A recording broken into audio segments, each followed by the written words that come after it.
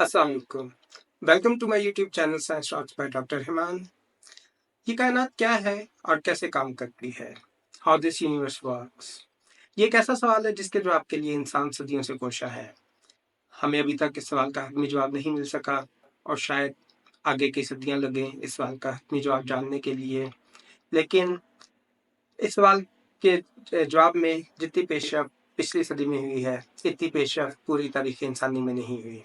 अगर आप मुझसे पूछे कि ये सारी पेशरफ किस वजह से हुई, तो इसका एक लफ्जी जवाब होगा यकजाई, यानी यूनिफिकेशन। किसी सिस्टम को जानने के लिए उसके अज्जा का जानना ज़रूरी है। अगर हमें ये पता चल जाए कि ये सिस्टम या निज़ाम किन बुनियादी अज्जा से मिलकर बना है और उन बुनियादी अज्जा को कौन सी चीज़ इकट्ठा रखे हुए है, तो उस सिस्टम को मुकम्मल तौर पर समझना बहुत आसान है। कायनात को समझने का भी बुनियादी नुस्खा यही है कि हम कायनात के बुनियादी अज्जा के बारे में जानें और ये जानने की कोशिश करें कि कायनात के ये बुनियादी अज्जा क्यों इकट्ठे हैं। कायनात के बुनियादी अज्जा के बारे में आज से कई सौ साल पहले ये तस्वर दिया गया कि कायनात चार बुनियादी अज्जा आग, हवा, पानी और मिट्टी से मिलकर बनी है। यह तस्वर कुछ अर्सा तक जारी रहा, जिसके बाद एटम का तस्वर दिया गया, जिसके मुताबिक तमाम अशिया एक नाकाबिले तकसीम ज़र्रा, जिसे एटम कहते हैं, से मिलकर बनी है।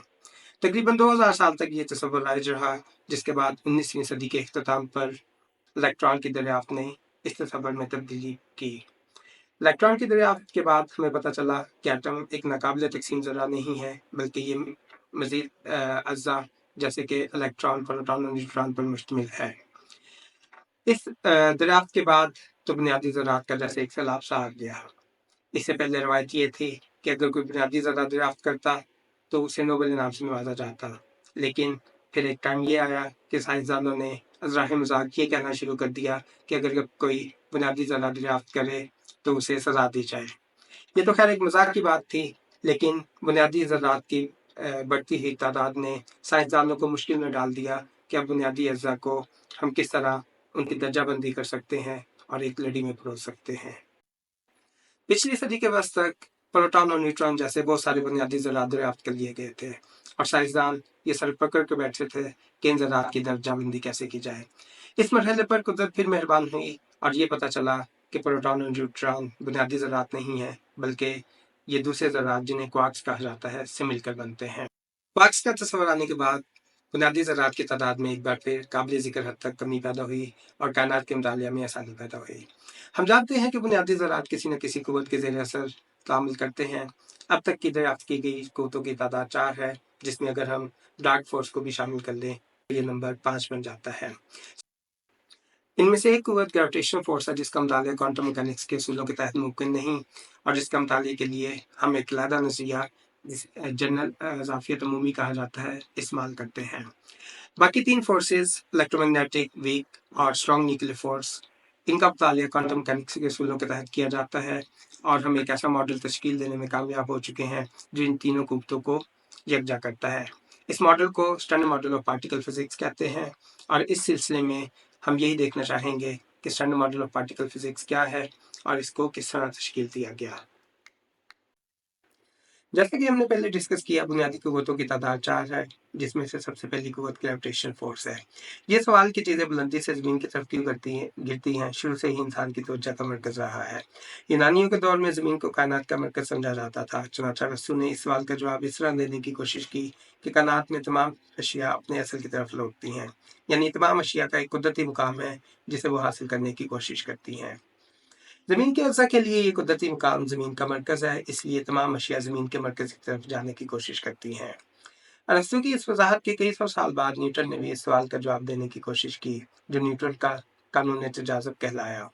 इस कानून के मुताबिक कायनात में मौजूद तमाम मादी अशिया एक दूसरे को अपनी तरफ खींचती हैं और कशिश की ये कुव्वत इन अशिया में मौजूद मादे की मिकदार के हासिल ज़रब के बराह रास्त मुतासिब और उनके दरमियान फासले के मुरब्बा के बिलअक्स मुतासिब है।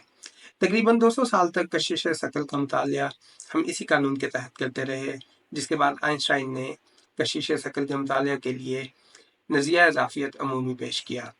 नज़रिया इज़ाफ़ियत अमूमी की पेशगोइयाँ इन 100 सालों के दौरान वक्फे से साबित होती रही हैं। ये नज़रिया कायनात की मौजूदा हालत की वजाहत के लिए कलीदी अहमियत का हामिल है, जिसके बारे में ज़्यादा तफसील बिग बैंग के मौजू पर आएगी। अभी मुख्तसर ये समझ लें कि इस नज़रिया के मुताबिक मादी अजसाम स्पेस टाइम में खम का बाइस बनते हैं और नतीजतन स्पेस टाइम का खम इन अजसाम के दरमियान कशिश की कुव्वत का बाइस बनता है। कशिश सकल के बाद दूसरी कुव्वत जिससे इंसान का वास्ता पड़ा इलेक्ट्रिक फोर्स कहलाती है। कुव्वत की मौजूदगी की सबसे सादा मिसाल कंघी और कागज के टुकड़ों से दी जाती है। अगर आप बालों में कंघी करने के बाद वो कंघी कागज के छोटे छोटे टुकड़ों के पास लाएं तो आप देखेंगे कि वो टुकड़े उड़कर कंघी से चिमट जाते हैं। ऐसा क्यों होता है? इसकी सादा सी वजाहत ये है कि कागज और कंघी के दरमियान कशिश की एक कुव्वत है और कशिश की ये कुव्वत इलेक्ट्रिक चार्ज की वजह से पैदा होती है। मजीद मुताले से पता चलता है कि इलेक्ट्रिक चार्ज दो तरह का होता है। एक किस्म को मुस्बत चार्ज और दूसरी किस्म को मनफी चार्ज कहा जाता है। एक जैसे इलेक्ट्रिक चार्ज की हामिल अशिया एक दूसरे को परे धकेलती हैं, जबकि दो मुख्तलिफ किस्म के चार्ज की हामिल अशिया एक दूसरे को अपनी तरफ खींचती हैं। इलेक्ट्रिक फोर्स का अगर कशिश शकल से मुआवजा किया जाए तो हमें पता चलता है कि इलेक्ट्रिक फोर्स कशिश शकल के मुकाबले में ज़्यादा ताकतवर है। इस बात का अंदाज़ा आप कंघे और कागज़ की मिसाल से ही लगा सकते हैं कि कंघे की इलेक्ट्रिक फोर्स पूरी की पूरी ज़मीन की कशिश शकल पर हावी होकर कागज़ के टुकड़ों को अपनी तरफ खींच लेती है। तीसरी कुव्वत मकनातीसी कुव्वत है जिससे हम में से अक्सर बचपन से ही वाकिफ हो जाते हैं। बल्कि मुझे उम्मीद है कि मेरी तरह आपने भी बचपन में मकनातीस के एक टुकड़े को खिलौना कार से बांधकर दूसरे टुकड़े को कार के पास ले जाकर कार चलाने का तजुर्बा ज़रूर किया होगा। मकनातीस की खसूसियात पे अगर गौर करें तो हमें पता चलता है कि इलेक्ट्रिक चार्ज की तरह मकनातीस भी किसी तरह के चार्ज का हामिल होता है। इस चार्ज को मैग्नेटिक चार्ज कहा जाता है। ज़्यादा गहराई में जाए तो हमें पता चलता है कि इलेक्ट्रिक चार्ज ही मैग्नेटिक चार्ज का सबब बनता है। यानी इलेक्ट्रिक चार्ज अगर रुका हुआ हो यानी साकिन हो तो सिर्फ इलेक्ट्रिक खसूसियात का हामिल होता है, जबकि इलेक्ट्रिक चार्ज अगर हरकत में हो तो इलेक्ट्रिक के साथ साथ मैग्नेटिक खसूसियात भी पैदा हो जाती हैं। इलेक्ट्रिक और मैग्नेटिक खसूसियात के मुताले के लिए एक साइंसदान गॉस ने दो कवानीन पेश किए। एक इलेक्ट्रिक चार्ज के लिए जो कूलिंग के कानून की ही एक शक्ल है और दूसरा मैग्नेटिक चार्जेस के मुतालिया के लिए। इसी तरह फैराडे ने और एम्पियर ने एक एक कानून पेश किया। एम्पियर के कानून के साथ मैक्सवेल ने थोड़ी सी छेड़छाड़ करके एक नई शक्ल में पेश किया जिसे अब एम्पियर मैक्सवेल का कानून कहते हैं। ये चार कवानीन इलेक्ट्रिक और मैग्नेटिक फोर्स के मुतालिया के लिए बुनियादी हैसियत रखते हैं। इन्हीं चार कवानीन को मिलाकर मैक्सवेल ने चार मसावातें पेश की जिन्हें मैक्सवेल की मसावातें कहा जाता है। इन मसावातों को हल करने के बाद हमें ये पता चला कि इलेक्ट्रिक और मैग्नेटिक कुव्वतें दो अलग अलग कुव्वतें नहीं बल्कि एक ही कुव्वत की दो मुख्तलिफ शक्लें हैं। और ना सिर्फ ये बल्कि इन मसावातों के हल से हमें ये भी पता चला कि इलेक्ट्रोमैग्नेटिक शुआओं की रफ्तार खला में एक जैसी रहती है। रोशनी चूँकि इलेक्ट्रोमैग्नेटिक शुआओं पर मुश्तमिल होती है, चुनांचे रोशनी की रफ्तार भी एक मुस्तकिल मिकदार है जो तब्दील नहीं होती। यहाँ ये भी बताता चलूँ कि यही वो नुकता था जिसने आइंस्टाइन को ये सोचने पर मजबूर किया कि या तो न्यूटन के कवानीन हरकत में कोई खराबी है या मैक्सवेल की मसावातों में कोई कमी है, क्योंकि न्यूटन के कवानीन के मुताबिक रोशनी की रफ्तार मुख्तलिफ लोगों के लिए मुख्तलिफ हो सकती है, जबकि दूसरी तरफ मैक्सवेल के कवानीन ये बताते हैं कि रोशनी की रफ्तार एक मुस्तकिल मिकदार है जो ऑब्जर्वर पर डिपेंड नहीं करती और तब्दील नहीं हो सकती। इसी मसले को हल करने के लिए आइंस्टाइन ने नज़रिया इजाफियत खसूसी पेश किया। चौथी फोर्स जिससे हमें वास्ता पड़ता है उसे स्ट्रॉन्ग न्यूक्लियर फोर्स कहते हैं। अब तक की गुफ्तगू से आप जान चुके हैं कि एक ही तरह के इलेक्ट्रिक चार्ज एक दूसरे को परे धकेलते हैं और आप ये भी जानते होंगे कि प्रोटॉन जो मुस्बित चार्ज के हामिल ज़रात हैं वो एटम के न्यूक्लियस में मौजूद होते हैं।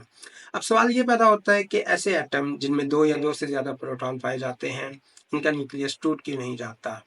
एक न्यूक्लियस में मौजूद प्रोटॉन्स एक जैसे इलेक्ट्रिक चार्ज की वजह से एक दूसरे को परे धकेलना चाहिए, मगर हम जानते हैं कि ऐसा नहीं होता, क्योंकि अगर ऐसा हो रहा होता तो एटम टूट जाता और आज हम इस ज़मीन पर मौजूद ना होते। एक जैसा इलेक्ट्रिक चार्ज होने के बावजूद वो कौन सी ऐसी चीज़ है जो दो प्रोटॉन्स को एक दूसरे के साथ जोड़े रखती है। इस सवाल का जवाब ये है कि प्रोटॉन्स के दरमियान कोई ऐसी कुव्वत मौजूद है जो उन्हें एक दूसरे के साथ बांध के रखे हुए है। ये कुव्वत इलेक्ट्रोमैग्नेटिक कुव्वत से ज़्यादा ताकतवर है, इसीलिए इस कुव्वत को स्ट्रॉन्ग फोर्स कहते हैं। कशिश शकल और इलेक्ट्रोमैग्नेटिक फोर्स का असर बहुत ज़्यादा फासले तक हो सकता है, लेकिन इसके बरक्स स्ट्रॉन्ग कुव्वत बहुत कम फासले तक ही असरअंदाज होती है। दूसरा फ़र्क इस कुव्वत का ये है कि स्ट्रॉन्ग चार्ज, जिसे कलर चार्ज भी कहते हैं, तीन तरह का होता है। इन कुव्वतों के मुताले के बाद जो आखिरी कुव्वत बचती है उसे वीक न्यूक्लियर फोर्स कहते हैं। वीक न्यूक्लियर फोर्स की ज़रूरत तापकार मातों के मुताले के दौरान पैदा होती है। होता ये है कि एक तापकारी अमल जिसे बीटा डिके कहते हैं, इसके दौरान एक बीटा पार्टिकल यानी इलेक्ट्रॉन का इखराज होता है। अचंभे की बात यह है कि इलेक्ट्रॉन का इखराज न्यूक्लियस के अंदर से होता है और एटम की साख्त का मामूली इल्म रखने वाले भी जानते हैं कि इलेक्ट्रॉन न्यूक्लियस के गिर्द गर्दिश करते हैं। चुनांचे न्यूक्लियस के अंदर से इलेक्ट्रॉन का खारिज होना एक गैर मामूली चीज़ है। हकीकत में होता यह है कि न्यूक्लियस में मौजूद एक न्यूट्रॉन टूटकर एक प्रोटॉन और एक इलेक्ट्रॉन में तब्दील हो जाता है और साथ ही एक एंटी न्यूट्रिनो खारिज होता है। जिस कुव्वत की वजह से ये अमल वकूफ़ पज़ीर होता है उसे वीक न्यूक्लियर फोर्स कहते हैं। आप सोच रहे होंगे कि हम इतना यकीन से कैसे कह सकते हैं कि बीटा डिके का अमल वीक फोर्स का मरहून मिन्नत है। दूसरे लफ्ज़ों में ऊपर जिक्र की गई बाकी 3 फोर्सेस में से भी कोई फोर्स इस अमल के लिए ज़िम्मेदार हो सकती है, मगर ऐसा नहीं है, क्योंकि इस अमल के दौरान एक मादी ज़र्रा खुद ब खुद टूटकर दूसरे ज़र्रात में तब्दील हो रहा है। ज़्यादा गहराई में जाएं तो बाकी कुव्वतें जो कशिश या दफ़ा की कुव्वत की हामिल होती हैं, इनके बरअक्स वीक कुव्वत में कशिश या दफ़ा की खासियत नहीं है। इस कुव्वत का असर भी स्ट्रॉन्ग न्यूक्लियर फोर्स की तरह बहुत कम फासले तक ही होता है। ये 4 बुनियादी कुव्वतें हैं जो हम दरियाफ्त कर चुके हैं। इनके अलावा एक नई फोर्स की मौजूदगी का भी जिक्र किया जाता है, जिसे डार्क फोर्स कहते हैं।